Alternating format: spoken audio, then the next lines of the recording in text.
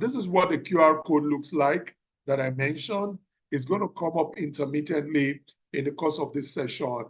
So you can just scan it, and then the URL, the link there will be pasted as well in the chat, and you can click on it, and that will guide you to what we call the wealth needs. And then you'll be able to say the areas you need us to support you on. Fantastic. Okay. So this evening, we're just going to introduce you to what you have on the screen right now. It's called the Wealth Framework. Now, I know it looks very colorful and somewhat complicated, but it's actually quite simple. Now, on my left-hand side, perhaps that's your right-hand side, it says create value. And then on the other side, it says give purpose. Now, what we are simply saying is that wealth is about creating value and giving purpose. Now, put in layman terms, wealth is about making money and spending money. Making money and spending money. Making money is about creating value.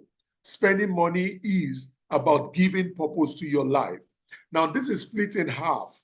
So you have create and build, save and invest, which speaks to making money.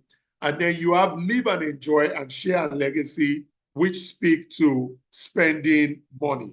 So this framework is going to underscore everything we'll talk about this evening quickly, and is going to guide you into how to think differently about how you make money and how you spend money.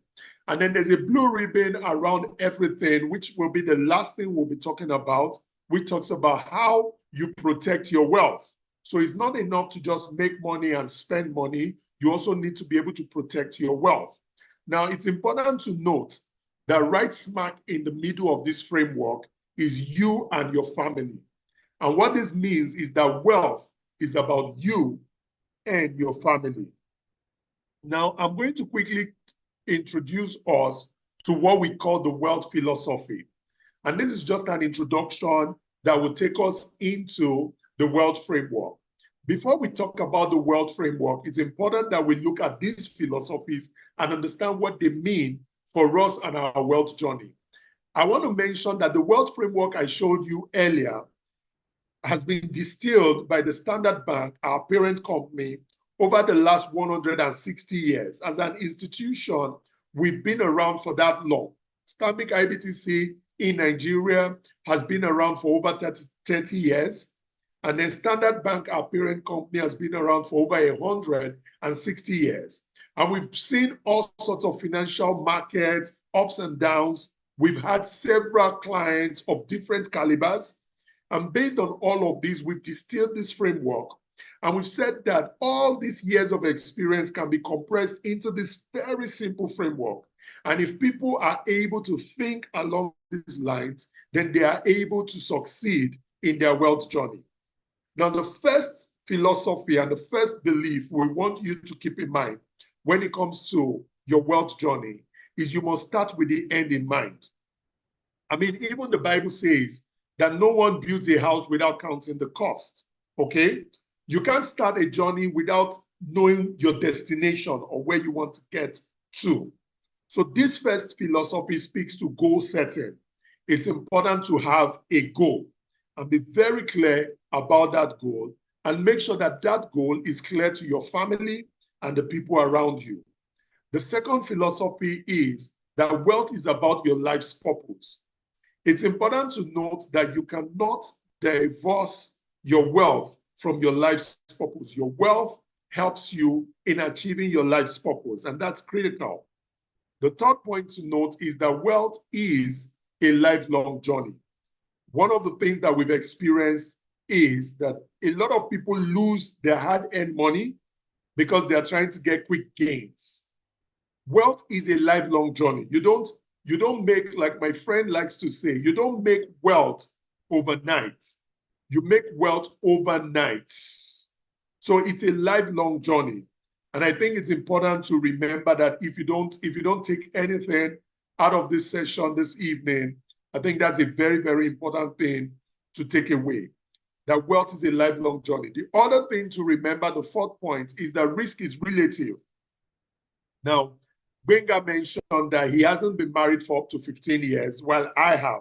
I just celebrated my 15th year anniversary yesterday. Now, what that means is that risk for me is different from risk for Gbenga, for instance. I mean, I have a 14-year-old son. I don't know how old Gbenga's kids are, but you know that like the Yorubas would say, the bukata is different. Or the responsibilities, the obligations are different. So it's important to always remember that risk is relative. In fact, one of the reasons people get into trouble in their wealth journey is that they compare themselves with other people. And we know that it's only fools that compare themselves with themselves. It's important that we remember that risk is relative, okay? So what is risk for me may be different, may not be risk for someone else. And it's very critical to have that in mind. Now, the final point to be made here is that you and your family are unique. And that is very important. Now, this next slide speaks to a very interesting engineering principle. Now, there's an engineer with the MIT called Dr. Peter Senge, and he came up with this principle where he says that tension seeks to resolve itself to its more stable state. And what he did was he took a rubber band and he put it in between his hands like this, as you can see me demonstrate, okay? And then what he said was that if your goals are very clear to you and to those around you, he called the upper part the preferred future. Then what happens is if your goal is very clear to you and the people around you, then you gradually move towards that goal. However, if your goal is not clear, then what happens is you stay in your current reality. Now, the distance between your current reality and your preferred future is what he calls creative tension. And so he says that we should set very clear goals, and that when you set very clear goals, then you build creative tension that gradually takes you closer and closer to your preferred future. And I think that, again, in this place, we're emphasizing goal setting because, like we mentioned before, you can't start a journey without being very clear about your destination. Now, we encourage people to be very honest at this financial fitness conversation. And that's why we have this slide. Now, this slide talks to money personalities. The first thing to remember is that good financial habits result in good financial outcomes, okay? Now, we have 4 different personalities on the screen. And I want to do a quick exercise. I want you to go into the chat area, and I want you to answer the question, which money personality are you? Which money personality are you? And I'm going to quickly describe each of these money personalities. Now, we have the wary one. These are people that are very calculating. They take a lot of, they are very wary when it comes to spending. I think the Yorubas call them ahun. Bumi, correct me if I'm correct. That's what they're called, stingy. They tend to be very stingy. They tend to be very calculating before they spend. Unfortunately for this type of people, oftentimes what you find is even when they now spend, they even end up spending far more than they should sometimes because they spend too much time analyzing, analysis paralysis sets in, and sometimes they miss out the final details and they still end up spending much more than they ordinarily should, even though they might feel good and feel like, oh, they've saved some money. But oftentimes what happens with this type of people is what you call penny wise, pound foolish. You see what I mean? So there are people like that. And it's okay if that's the type of person you are. Because as we progress, you begin to realize that you start by being honest with yourself, and then you begin to think along the lines of some of the things that we're going to talk about this evening. And then you find out how to shift your money personality to somewhere better for you and your family. Now we have the entrepreneurs. You probably know some people like this who, when they come into your space, everything they see is money, is business, is opportunity for business. I mean, right now, as we're even talking, if an entrepreneur is on this call, they are probably calculating what they can do with this kind of background that I have right now and how they can make money with it. And as absurd as that sounds, there are people like that. They walk into a place, instead of seeing furnitures, they are seeing business opportunities for carpentry and other things. There are people like that. Then you also have the big spenders. There are people who are big spenders by nature. Once they get money, they want to spend. They want to spend on big things. Sometimes they really do not negotiate. And even if they do, they don't negotiate as some of the people in the other categories, because all they really want to do is spend. I mean, if you have that money, spend it. I mean, I used to be a big spender, but since I got married, I've been trying to work on that. Because imagine if you're a big spender and your wife is also a big spender. What do you think will be the outcome? So please go into the chat and let us know who you are. Finally, we have the smart one. The smart ones, as the name describes, these people are experts at managing money. Sometimes it's almost like they were born with these talents. And some of you know people like that. When it comes to money, they are astute, they know what to do, they know how to plan, they work with a budget, almost as if they were born with such talents. So there are different money personalities, and whichever one you are, what is important is to be honest with yourself and then take it up from there. Now, this final slide talks to our wealth journey and mapping our financial life journey, as it were. Now, if you have a phone with you or you're logging in with a mobile device, you can do a screenshot of this or you can take a picture of this. What we've tried to highlight here is, depending on what aspect of life you find yourself, these are the sort of things that you probably should be considering or you should be doing, as it were, to protect yourself financially. But in the course of this conversation, we will touch on some of this, but I just want you to either take a picture or do a screenshot so that you can remember it. And then this brings us back to the wealth framework. And I'm going to be introducing my colleague Bumi to come up and just quickly unpack the first aspect of this wealth framework, which speaks to how we make money. And we call this create and build. Bumi, over to you. Thank you very much, John, for that wonderful and lovely introduction. So John has set the tone for this Financial Fitness Academy. And all those things that he mentioned will start to play out as we unpack each quadrant of the wealth framework. So this is the first quadrant, which is create and build. And like he said, this speaks to the left side of the framework, which is making money. So on your left, you have make money. On your right, you have give purpose, which is spending money. So what are the different ways that you make money? We've highlighted a few here to say, one, you could be an entrepreneur, and we know what that is like for those of us who are entrepreneurs. It's risky, it's volatile, it's unpredictable. You never know what is going to happen on any given day. Or you could be a corporate employee like myself, John, and I'm sure other people in this session, where you work for a local corporate, a multinational, and you are earning a salary at the end of every month. Or you could be a self-employed professional, where these are your lawyers, your doctors. After they get certified in that particular profession, they usually start a practice. And for these professionals, they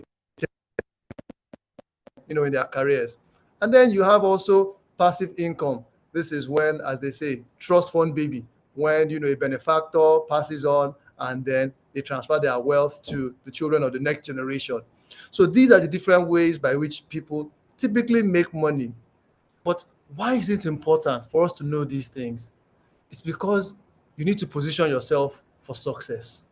And success can mean different things to different people. So it's important to define what success is for you. And how do you achieve this? It's by investing in yourself. There is no magic, there is no shortcut to this.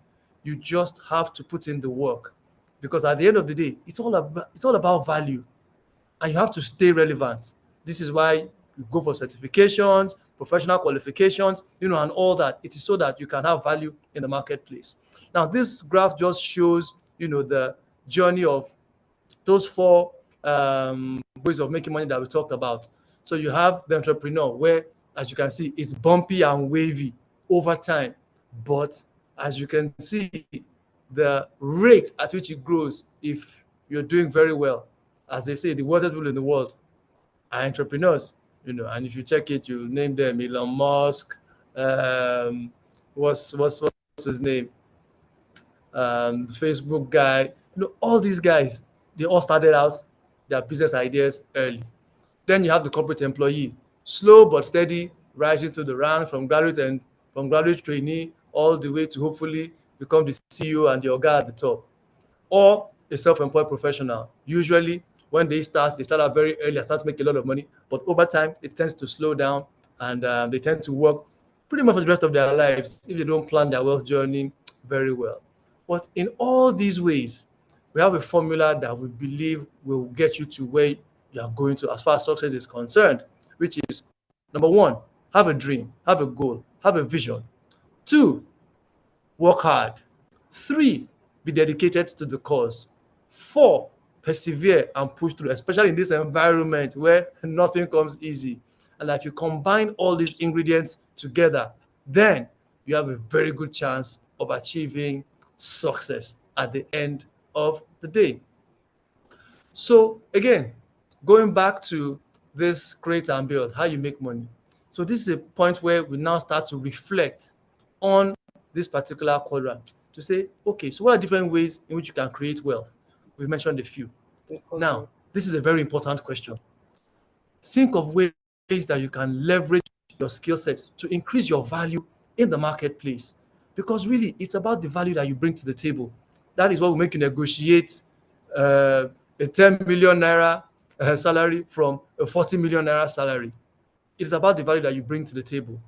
And then lastly, think about the risks to your ability to make money. COVID, for example, nobody could have predicted the impact it would have had. Nobody saw it coming. But guess what? Now, people build that contingency into their plans that, look, if something goes sideways or left, how can I compensate? How can I readjust? How can I pivot and do something else so that I can still, grow my wealth and make money? So as we wrap up on this quadrant, I'll leave you with a quote by Jim Rohn. And he says, we get paid for bringing value to the marketplace. So we get paid for the value, not the time. So it's not about how much time you spend on something. Yes, time is important, but it's about the value you bring to the table. So like John said, that is the code that you can click on and fill out the form to express whatever it is you'd like us to get back to you on as we move along. So now I'll hand you over back to John to take us to the second quadrant, which is live and enjoy. Over to you, John. Thank you, Bumi. Thank you so much. And I hope that first session was enlightening. We need to create and build. We need to look for ways to add value to ourselves. And so that first session spoke to making money, okay? And it's about creating wealth. Now, this session I'm about to introduce you to, it's about enjoying your wealth or spending money. Remember, we mentioned at the start that your wealth journey is about making money and spending money. Now, I'm sure that every one of us wants to enjoy our life, and so we'll be talking quickly about some of the things to keep in mind and to think about as you spend your money or as you seek to enjoy life. Now, the whole point of why we are working and struggling and doing all the things that we're doing is because we want to maintain our chosen lifestyle and want to realize our plans, our dreams, and aspirations. Some of the things that we spend on our children's education, travel and holiday, we want to buy lifestyle assets, or we want to fund certain hobbies that we have. Now, it's important to think about this particular aspect because we really need to take care of ourselves and our family. And that's the whole point of spending. Now, how do we achieve this? And this is very critical. I think perhaps you want to note this and keep it in mind. When it comes to spending, you need to think about living a life you can afford. You need to live a life you can afford. And then make lifestyle choices in line with your budget and your future goals. There again, you have it. We're talking about goal setting again. We cannot overemphasize it. You cannot go on a journey without being clear about your destination. So it's about living a life you can afford and also about making choices around your budget and your future goals. Now, when it comes to talking about budgets, a lot of people get scared and worried or concerned because they think of very complicated spreadsheets. Now, at the Financial Fitness Academy, we've simplified it. Budget is simply income minus expenses, and that's all. You don't need any complicated thinking around this. Now, the first step on your financial journey to freedom is a carefully planned budget. You want to identify what your income are, and you want to identify what your expenses are. And then your budget is basically your income minus your expenses. Now, if your income is more than your expenses, at the end of the day, you will have a net positive position. Otherwise, it will be negative, and that's where we don't want to be, as it were. Now, let's talk about these expenses. And it's important to map your finances around the things that you spend on. You will agree with me that on the average, when you get paid your salary or you get your money, almost immediately, about 50% of that is gone, like that, okay? For some of us, it might be more. For a few of us, it might be less. But typically what happens is, boom, most of the money is already gone. And it's gone on fixed things like school fees, rent, different things that we are obligated to pay for, and they are fixed. Other things that take away our money are the variable or unforeseen costs. And in Nigeria today, there are plenty variable and unforeseen costs.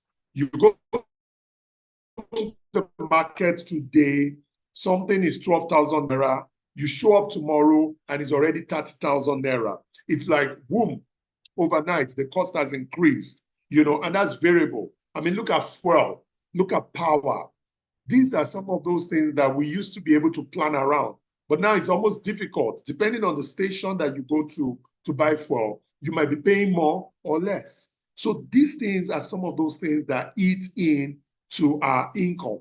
But at the Financial Fitness Academy, we typically recommend that you try to set aside up to 20% if you can of your income towards your financial goals, towards those things that you have set as your financial goals. And as we progress, you begin to think about what those financial goals may be. So the important question we want you to reflect on is, where am I spending most of my money? And this is a very important question. You don't need to answer it on the chat, but you need to be honest with yourself and answer this question. Where am I spending most of my money? And while you're reflecting on that, I want us to do a quick exercise. And this is good asset versus bad asset. And that's what this exercise is called. Again, I'm going to need your help with this exercise. So I will be needing you to go into the chat and answer some questions, okay? But first, what is a good asset? A good asset generates income and increases in value. That's a good asset. While a bad asset does not generate income and decreases in value. So, pop quiz. Is a smartphone a good or a bad asset? Please go into the chat area and let us know. Is a smartphone a good asset or a bad asset? I want us to reflect quickly on this. You can go into the chat and just type your answers there. Is a smartphone a good asset or a bad asset? Now, while you're doing that, I also want you to think about a car. Is having a fleet of cars a good asset or a bad asset? Is a smartphone a good or a bad asset? I can see Mr. Brown says it's a good asset. Jesus Baby says it's relative, Sha. A smartphone is a bad asset when discipline isn't sustained in its usage. Okay, Mr. Brown is still insisting that a smartphone is a good asset. Okay, we'll get to that. So is a fleet of cars, is having a fleet of cars good assets or bad assets? Is having a fleet of cars a good asset or a bad asset? So you're newlywed and you have 4 cars. Is that a good asset or a bad asset? Or you're married with kids and you have 4 cars or 5 cars. Is that a good asset or a bad asset? Let's get your responses in the chats. What do you think? What do you think? Benga says bad asset. Asset if not used for business. Jesus Baby says bad assets. Say ask for 504 owners. Okay. Some people still think that having a smartphone, it depends. Now, essentially, what we want you to take away from this is this, that a good asset generates income and increases in value. So any asset can be good or bad. It depends on what it's used for, or better still, the value that it generates for you. Now, if somebody is a business person and they do their business on social media, maybe Instagram or the likes, having a smartphone, the smartphone is perhaps their single largest investment and the best asset that they could ever have, because that's where they reach their customers, as it were. So it makes sense, for instance, if they buy a very expensive phone that enables them to take very good product photography or product images so they can post on Instagram and other social media to propagate their business, for instance, that is a good asset because ultimately it's generating income for them. But I mean, if you're just using the smartphone just for show, and you're spending so much money on it. I mean, there are phones today that cost 2-point-something million, 1-point-something million, and all of that. So some people haven't even had a good meal, but then they are looking for those sort of phones to buy. Think about it. Is it a good or a bad asset? Now, if you have a fleet of cars and you're using it for Uber business, then perhaps it's a good asset, But if not, then you need to rethink, your choices and whether or not you are living a life that you can afford, especially with what fuel is saying these days. I don't know what it will be like keeping or maintaining 4, 5, 6 cars when you are not using them for business. And those are some of the things that we want us to reflect on. And this point is very important because a lot of people say the economy is hard and things are difficult. But if you look inward and you reflect a bit about the choices that you are making daily and the way you are living your life and the things you are spending on, perhaps you will realize that sometimes we are our own problems. And that's the point of this particular slide, that we should think about the things that we are buying and whether or not these things are generating income or increasing in value for us. And we're not talking about the necessities or needs. We're talking about our wants and some of those things that we spend on. So we in the Financial Fitness Academy, we believe that you should enjoy life, but we also believe that while you're enjoying life, you should live a life that you can afford. Now let's talk about debt principles, because obviously you cannot talk about enjoying life without talking about borrowing sometimes, because sometimes you want to borrow money so that you can advance your goals, your financial goals, and ultimately you pay back these loans. But we think that it's important to manage your debts, and then continue to save towards your goal. And so these 4 principles are things that you should keep in mind when you are borrowing or if you're in debt. 1, be aware of hidden costs.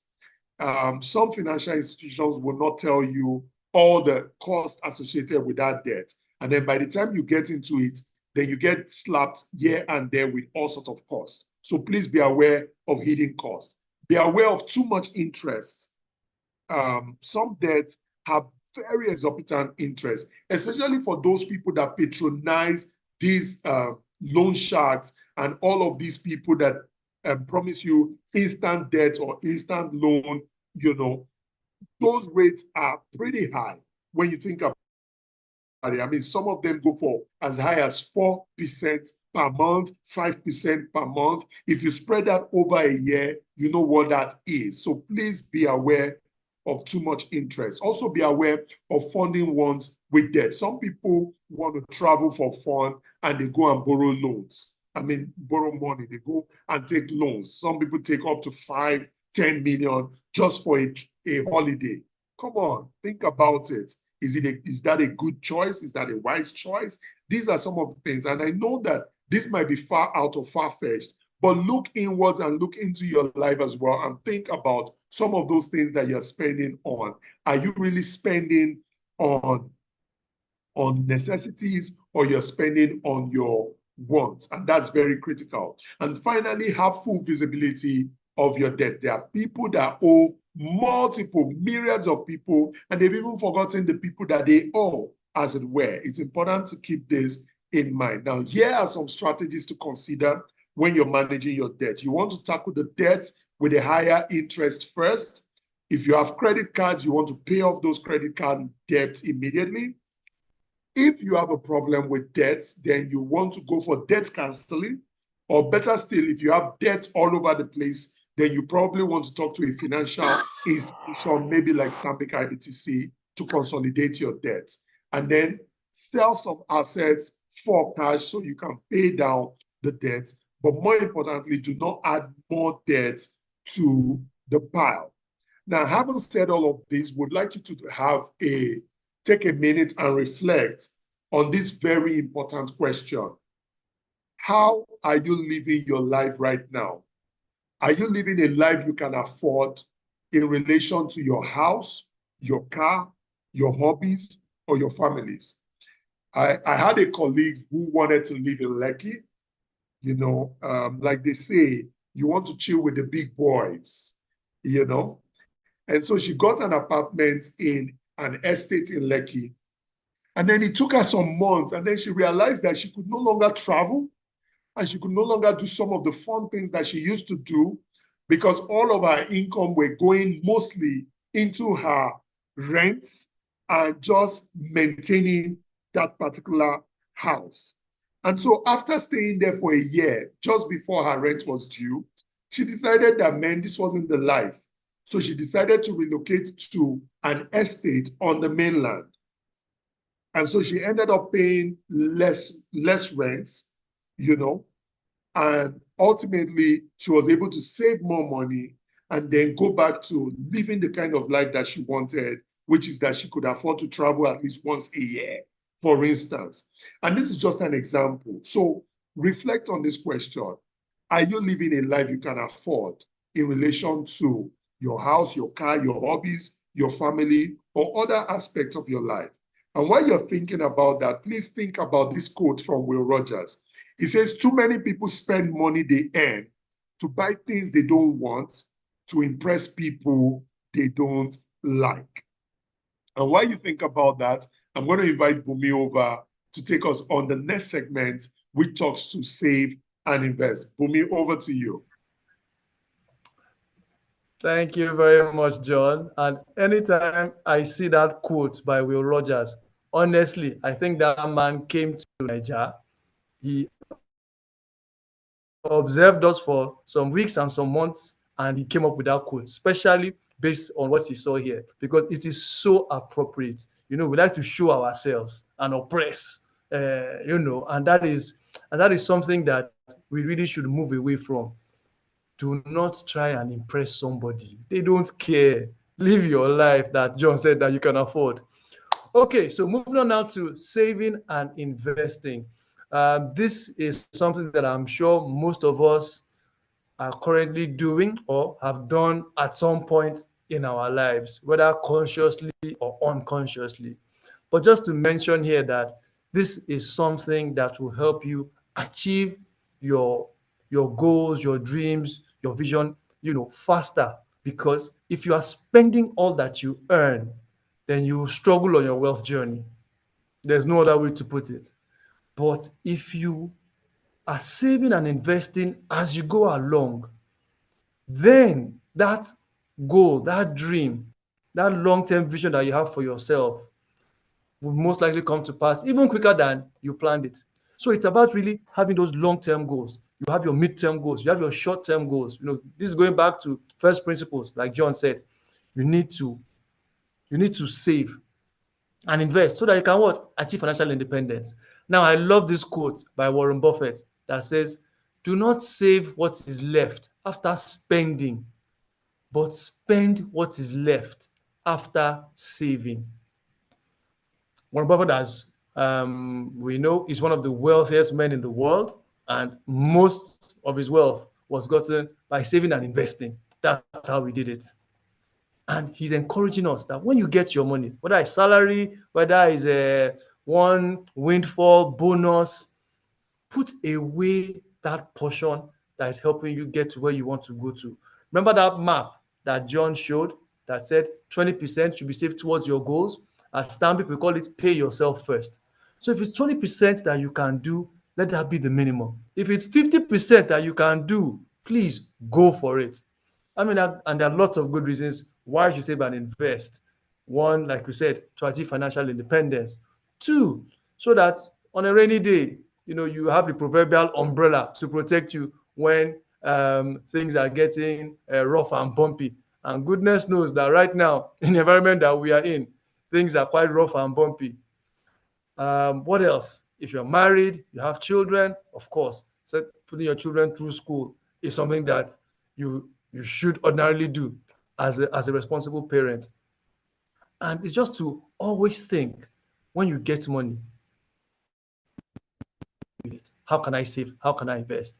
And here at the Financial Fitness Academy, we encourage all our participants that get on this train early, but also get your children on this train as well. And we have such sessions for children from the ages of 6 all the way to 21.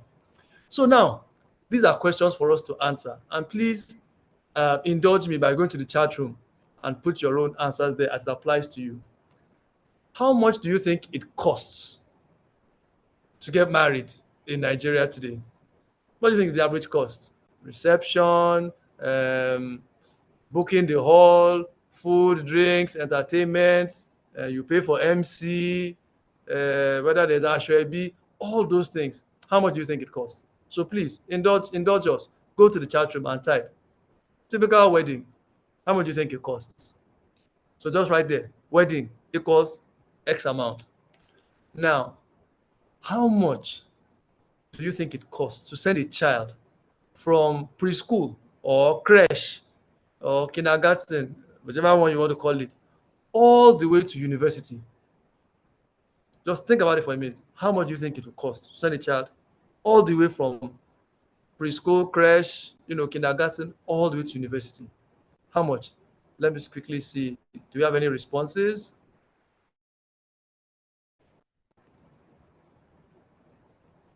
I assure you, it is not small money.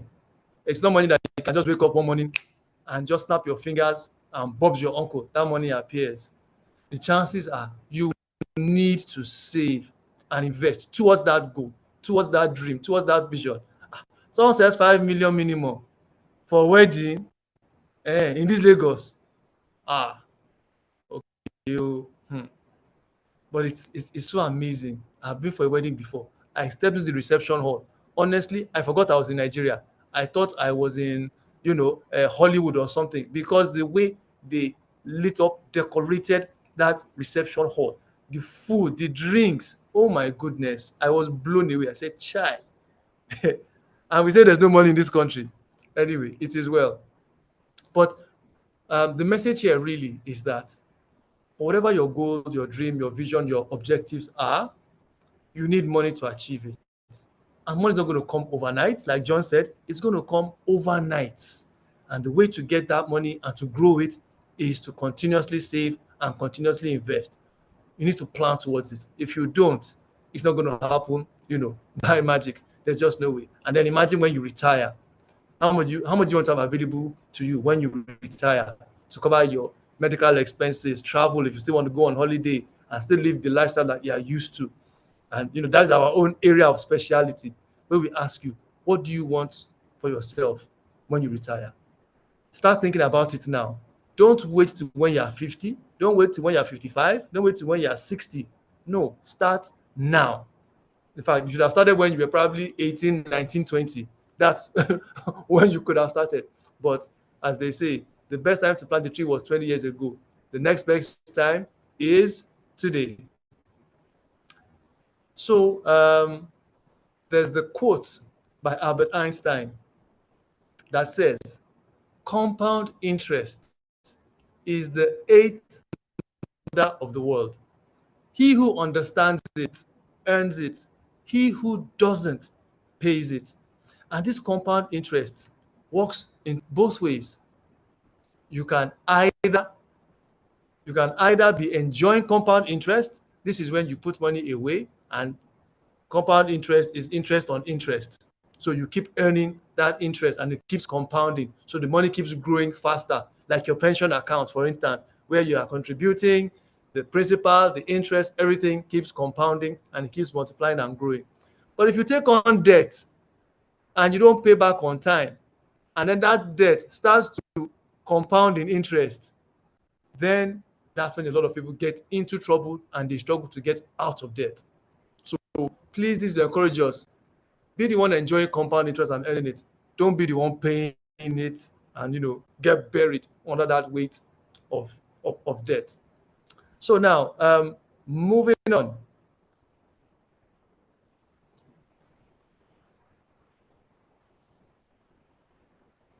To the next quadrant, which is share and legacy. Now, this really speaks to, generational wealth transfer and how you can use your money, your time, your talent, your passion to make a difference, not just a difference, a positive difference in the world or in your environment that you are in. And why is this important? It's because you want to invest in tomorrow. You want to invest in the world that tomorrow will become. If the world was not a good place before we came into it, we will not enjoy all what we're enjoying now. So we have a moral responsibility to impact the world around us such that you can leave a good legacy behind.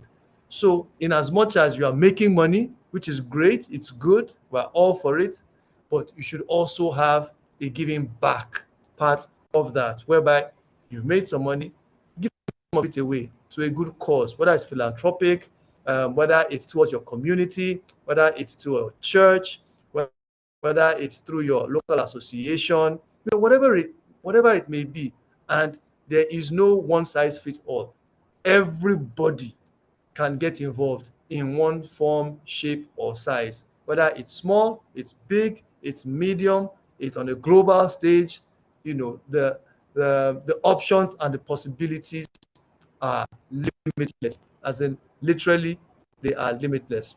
And to introduce you to something that we call pull effect. If you take a stone or a pebble and you drop it in a pool of water, what happens?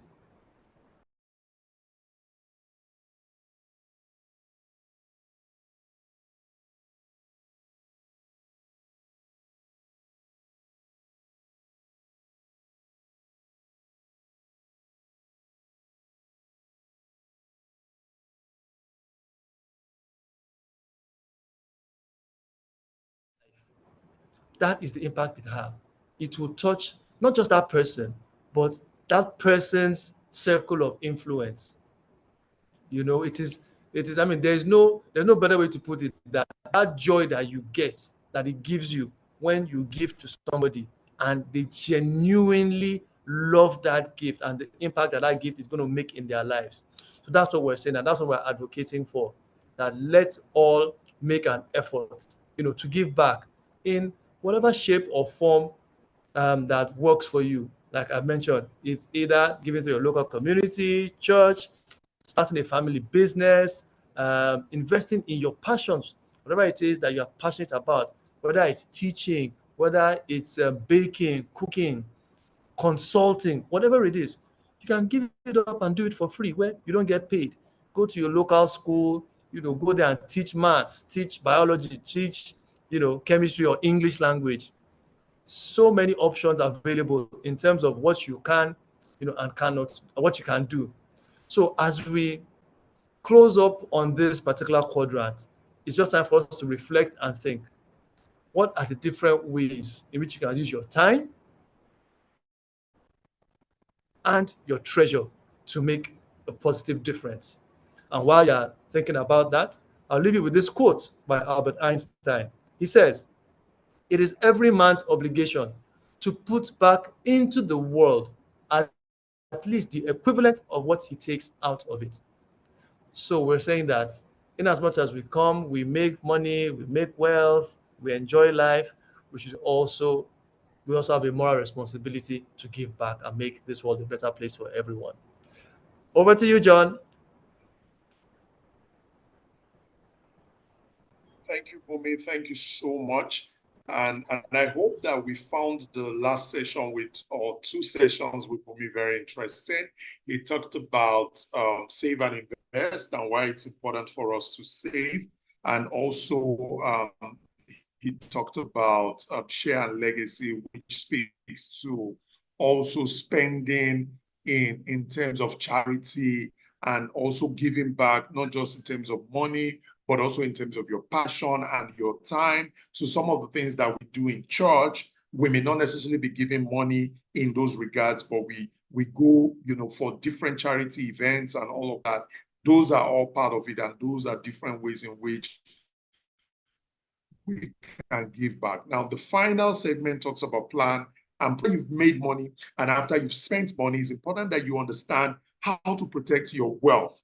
Now, God gives us protection, yes. When we pray, the scripture says no evil shall befall us, and 1,000 shall fall by our side, 10,000 by our right hand, but none shall come near us. But even Jesus had said that we should be wise as serpents and harmless as doves. So God has provided all of this information, and he has given people this wisdom so that we can appropriate them in our lives as well. And so it's important that we plan wisely and protect ourselves and our families from unforeseen events that could erode our wealth. And a typical example is if your car is not insured, for instance, and then you park the car and somebody grazes the car in your absence, for instance. And that's just a simple example. So we know that you're protected, you will not be in an accident or anything. But things typically happen. And so you need to protect your assets, you need to protect your wealth. And that's the point that we're trying to make here. So it's important to have a sound financial plan, and it's important to have adequate insurance. And this we cannot overemphasize. People travel, for instance, and they don't do travel insurance, and travel insurance is so cheap. And then, God forbid, their luggage goes missing or some complication comes up in the course of the trip, these are things that could be taken care of by travel insurance. But then we find that we'll now end up spending more, and that's what we mean by sometimes unforeseen events happen that tend to want to erode our wealth. And that's why it's important to then take precautions and plan and protect your wealth. Now, here are two ways in which you can protect yourself and your family, keep them safe and sound, and make sure that your wealth is preserved. One is having a will, which is a legal document where you explain how and to whom your assets are to be distributed at death. Now, a lot of us work very hard. We've made a lot of money, but then what we find is that when people pass away or they go to be with the Lord, then the people that they've left behind are left handicapped, as it were, because other people that were not involved at the time where you were amassing those wealth now come and want to claim or lay claim to those wealth. Now, you could have protected the people that you're leaving behind if you've simply put in place a will, which is a legal document that protects, your family and, allot your wealth or your resources to the people that you want it to be allotted to. And that's one. I've also talked about insurance. You can protect your household property content. You can protect your house if you own houses and you build houses. You can protect your car. You can even do funeral insurance for your loved ones, like your parents, for instance. Now, planning a funeral in Nigeria today is so expensive, for instance. Now, you can actually just put in place a funeral insurance, such that if, for those of us that still have parents, if our parents pass on, then the insurance company will make the money available, and we're talking about minimum between 5 million and above. And then you can then use this to augment whatever else you want to spend in terms of funeral arrangements. And there are on and on many other ways in which, and many other forms of insurance that you can consider as a way to protecting yourself and your family. Again, this cannot be overemphasized. It's important that we think about not just making money and spending money, but also protecting ourselves and our loved ones. So we'd like you to think about this. What are the steps you can take to protect yourself and your family? And while you're reflecting on that, I will leave you with this very important quote by Ayn Rand. And it says, money is a tool. It will take you wherever you wish, but it will not replace you as the driver. And what we're saying by this quote is you need to take charge, you need to take control, and you need to make decisions today in line with your wealth goals, your wealth journey, and also to protect yourself and your family. I'm going to be handing back to Bumi as we round up this session. Bumi, please come back online and just give us some final comments before we hand back to Gbenga for possible questions and answers. Thank you.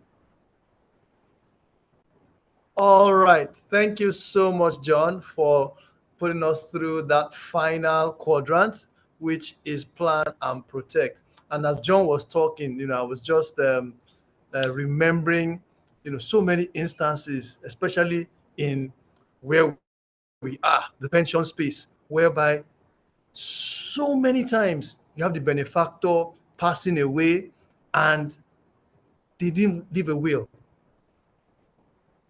The amount of squabble, fighting, disagreement, conflict that we have seen come out of that particular incident, whereby because there was no will, you have families being torn apart, being destroyed, fighting over the estate of the deceased. So that is why we want to encourage you very strongly. Please, if there's going to be one takeaway from this session, it is that you will start to think about, writing your will. And that is something that we can definitely help you with, if it is something that you are interested in.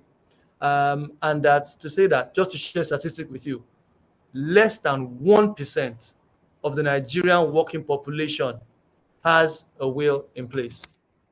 Less than 1%, which is a very, very, very scary statistic to share.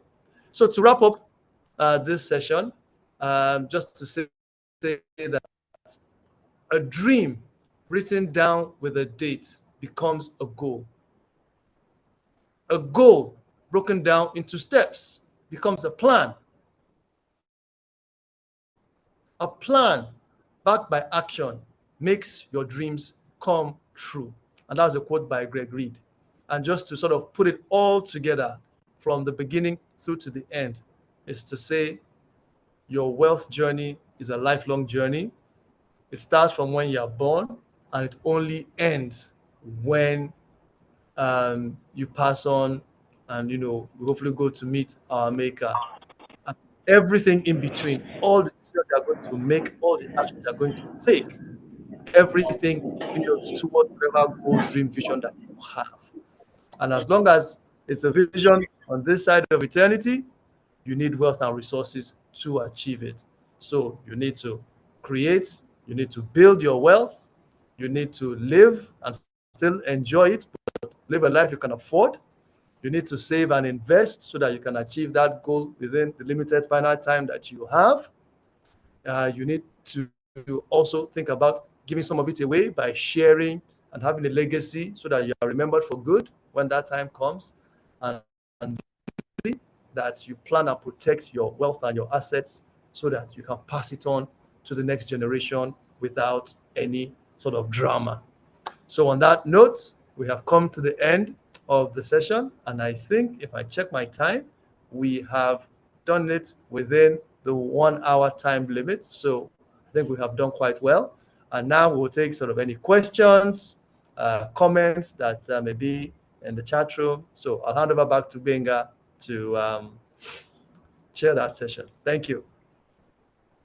All right. Awesome. Please, people, brethren, let's put our hands together for Mr. Bumi and Mr. John for that fantastic presentation. The last 1 hour, they've been talking and educating us on different things that we can do to get financially fit in 2024. Thank you so much for the presentation. Brendan, it's time for us to ask questions. We can spend the next 10-15 minutes. Let's see how many questions we can quickly cover so that we can call it today. I know it's 8:15 now. It's been a long day. Sincerely appreciate you for coming once again. But I can see some questions in the chat room. Somebody asked, how can I manage my savings when the income stops flowing for a while? Another person asked, what do you consider to be good investment option in this current hyperinflation economy?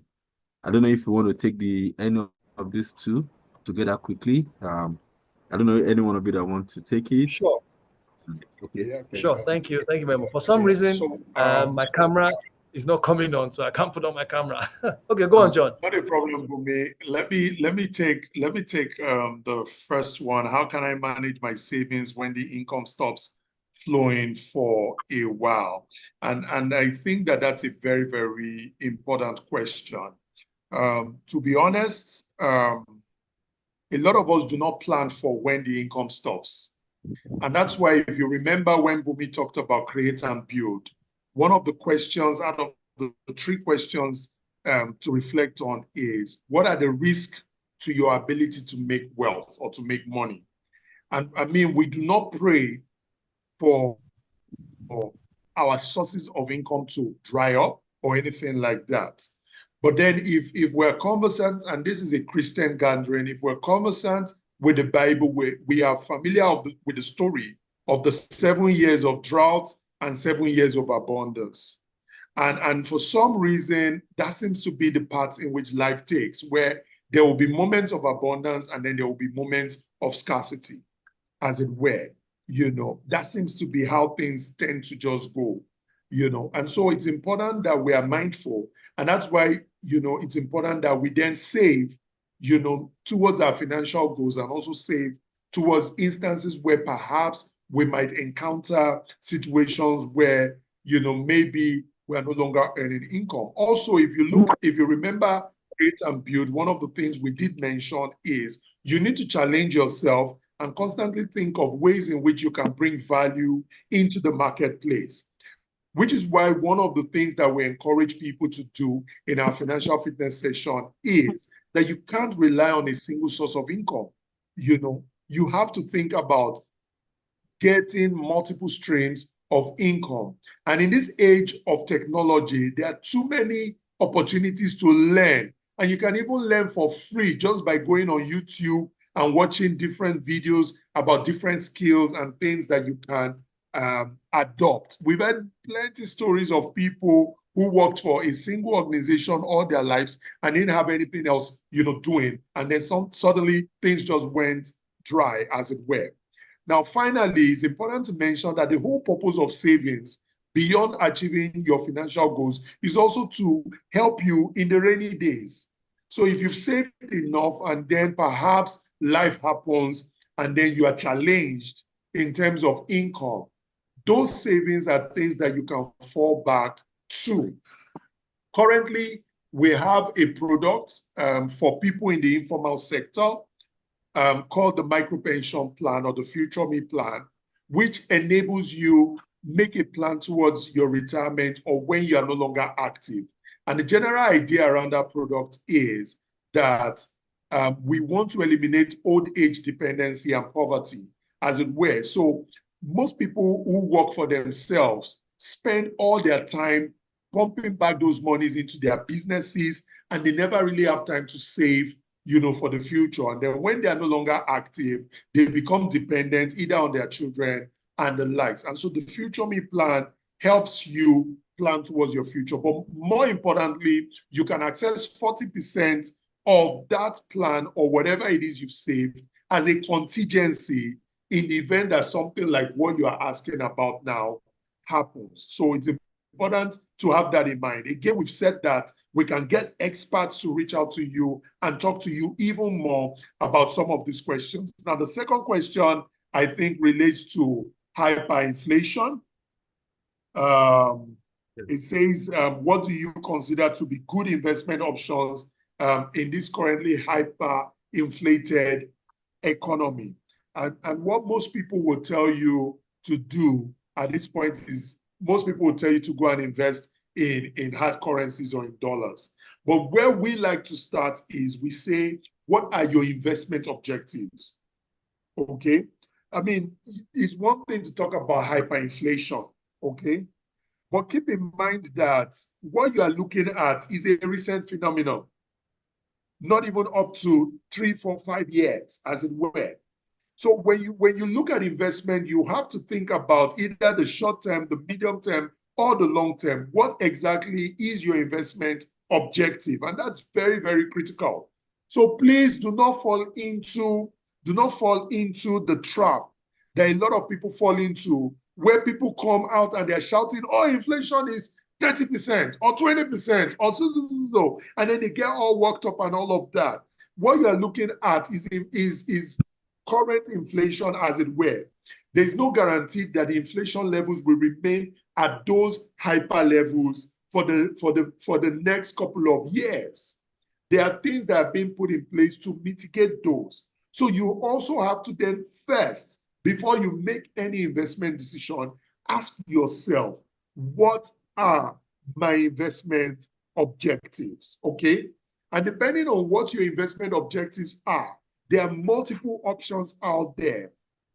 There are variable income instruments that you can invest in that are doing very, very well. For instance, the stock market, if you know what you're doing, you can get some good returns there that could actually help you mitigate inflations. If you buy foreign currencies, for instance, they can help you. But then the question is, what is your investment objective? Because if you have liquidity needs in the immediate and you go and tie your money in equities or you tie your money in real estate, you will be worse than the person that did not have money.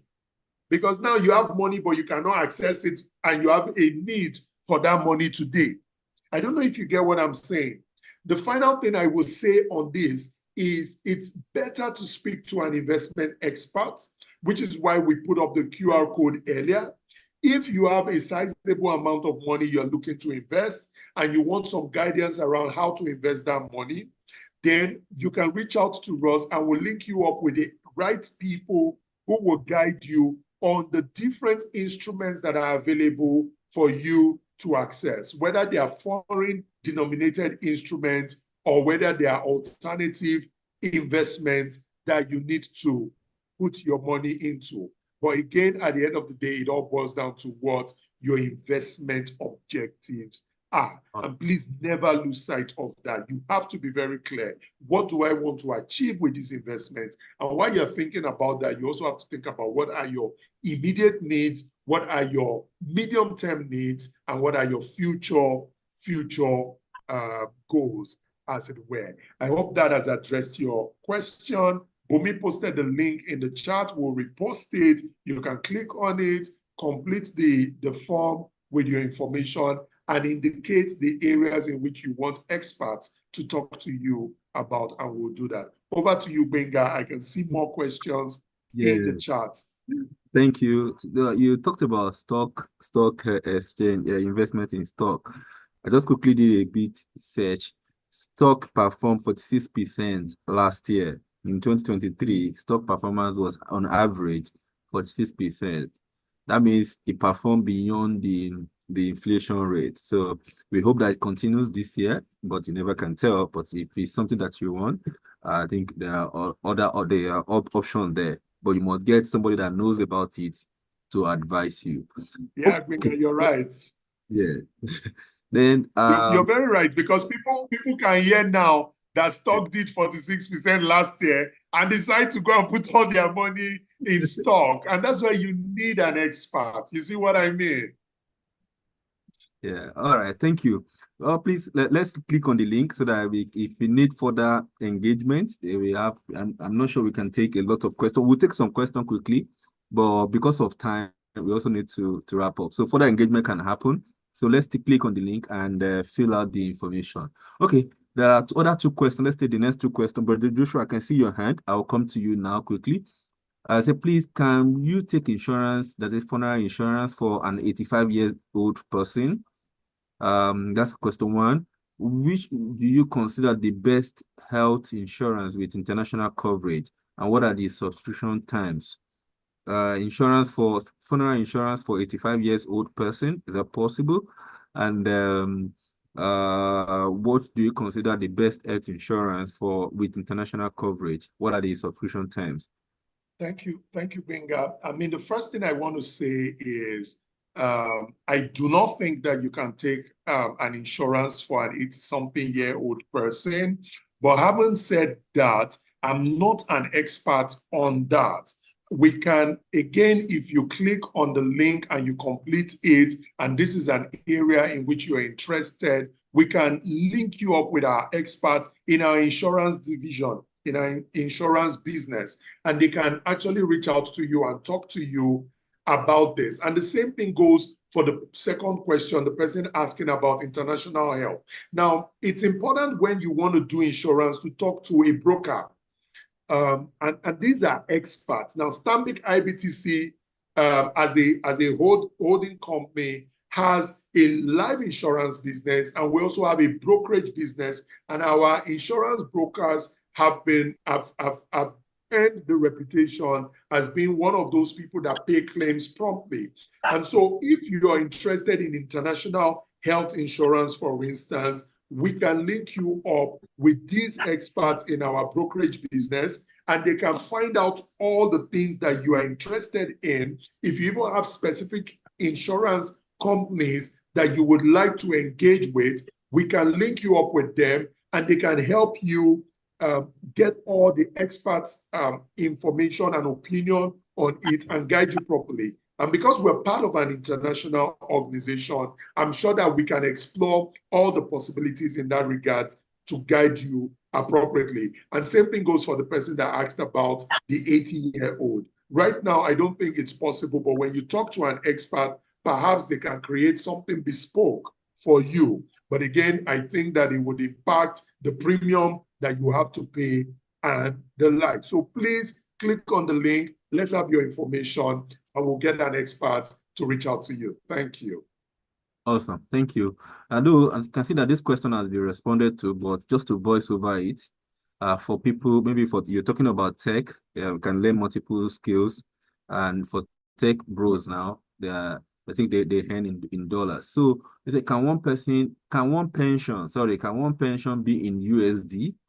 In case you want to voice over it for the benefit of others as well. Why can't it be in USD? Now that's a very important question. Yeah. Currently, based on the guidelines that we have from the National Pension Commission, portions of your pensions are actually invested in Eurobonds. So portions of the pensions are dollar denominated, but we've had an ongoing engagement with the regulator to increase the proportion of the pensions that can be invested in local currency. And as part of that advocacy, there was a draft guideline that came out sometime last year, looking at the possibility of having a dollar fund in the pension industry that is solely for pensions and strictly in dollars. So those modalities are currently being worked on, and Stanbic IBTC is at the spearhead of those conversations going on. And we hope that before, in the course of this year, the final guidelines will be released and it will be made public, and then you'll be made aware, and then you can then begin to understand how portions of your pensions or whole parts of your pensions can then perhaps be dollar denominated. I hope that answers that question. Thank you. And I think that's another opportunity. That's another reason why you need to fill that form, so that they can reach out to you, and when things are happening, you can be properly updated. All right. Brother Joshua, please. Yes, Brother Joshua, it's time for you now. Please, I think you want to speak now. It would be nice to hear you. Let's have a thank you. Yeah, good evening. Good evening. And thank you for the elaborate guidance on finance fitness. So I have two questions. So my question is on the on investments, and why the second question is how to protect your wealth. So the statistics one of the second presenter gave was on the will plan, because I think a friend of mine, when I was working in my former place, told me about how the father died, and she was the next of kin, but she couldn't access the fund because next of kin doesn't really work in the bank or normally. So I was kind of surprised. I had to go and I went to the bank I was banking with at that time. No, recently, not at that time, but it skipped my mind. But I just went recently to just go and confirm. And they say next of kin doesn't work, that anything that happens, your money is gone, as long as it's not a joint account or thereabout. And on these statistics of will, how does it work? Because, as young people, once you say will, people start getting scared and thereabout. So it makes us a little bit, let's say, lose guard on stuff like that. Oh, why should I go and start creating will and thereabout? So how do you safeguard your wealth? Aside will, is there any other thing? I've been listening to some investment where they say you have to do trustees and thereabout. So peradventure, nobody prays for anything bad, but if something happens to maybe, let's just say, enemy and thereabout, so how do you safeguard your wealth? Does your money just go like that? And my second question is on the investment part of it. So let's say you have funds to invest. Right now we have different investment options, and I've been following the trend, and I've seen that interest rate has improved. So which is actually better now? We have the fixed deposits, you have the Euro bond that you mentioned, you have mutual funds, you have treasury bills, and thereabout. If someone has a little bit of is a bit risk adverse, not that you can't go into, like you said, risk is relative. So which investment is much better now to take without losing your principal cash? You can lose your interest, but your principal shouldn't go. So that's just my two questions. Thank you, Joshua. Thank you, Joshua, for your very, very powerful questions. I'll start with the last question. Joshua, you want me to give you a silver bullet on your own? I'm not going to give you a silver bullet. I'm not going to tell you this is the investment you should put your money. No. And that's why we've put the link there, so that we can get an expert. And even when the expert meets with you, they're not going to tell you this is where you should put your money. They're actually going to start by asking you questions to understand what your goal really is. And then some of the things they will be gauging will be your risk appetite and what your risk tolerance are, before they will tell you, okay, these are the options that are available, and they will guide you. They will, provide proper guidance. You would even see historical performance and all of those things, so you can make an informed decision about the investment that you want to take. So please do not hesitate to click on that link, complete the form, and submit it so we can get our experts to reach out to you. Similarly, for the will, Stanbic IBTC has over 11 companies within the group, and one of our companies is the Stanbic IBTC Trustee Limited. And what they do is that they help people to create a will.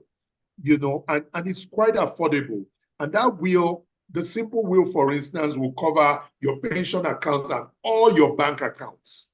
So God forbid, in the event that someone passes away, you can determine in that simple will how you want to apportion your wealth or whatever, it belongs to you. And you are spot on. Across all financial institutions, your next of kin, by definition, is the next person to be contacted if you are unreachable. But when it comes to transfer of assets or wealth, your next of kin do not automatically translate to your beneficiary unless there is a will in place. And in the absence of a will, you have to go to court and get what is called a letter of administration, or whoever the person is, that your next of kin has to go to court and get what is called a letter of administration. It's only then that the banks or the financial institutions will recognize them as having legitimate title to, or legitimate access to whatever it is that belongs to you. So if, again, you're interested in having a will and you want to put in place a will, or like you mentioned, sometimes you can actually put in place a trust. The expert at Stanbic IBTC Trustees can actually guide you in terms of whichever option works for you, whether you want to have a trust or you want to set up a will. All of that, can happen. So please click on the link, complete the form, and of course you have access to Benga as well. So you can reach out to Benga, let him know what you want, and Benga will reach out to us and will hook you up with the right expert so that they can address all of these concerns that you have. Thank you very much, everyone. It's been a very interesting session. Benga, back to you. All right. Thanks so much, Mr. John and Mr. Bumi, for your time and for the enlightenment. We sincerely appreciate you. I know maybe we still have questions. I know some people are saying, maybe I should add this question now. No, don't worry. Let's fill the form. Somebody will reach out to you. Then they click proper time. And you can also reach out to me. Then I will create the link. I'll build the bridge. Then so that we can get somebody that can sit down with you and talk you through some other insights that will help us. At the end of the day, God, by the grace of God, 2024 will be a better year for all of us. We'll make right decision and we'll maximize the opportunity and the talent that God has given unto us. Olumide, I don't know if you're on the call. If you're on the call, Olumide.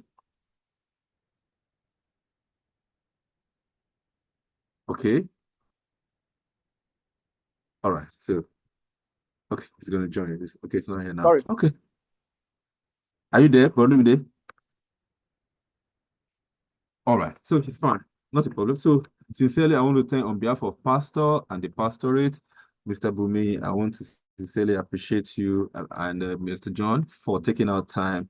I think we started talking about it about 3 weeks, and we firmly talked about a week ago, and you made yourself available.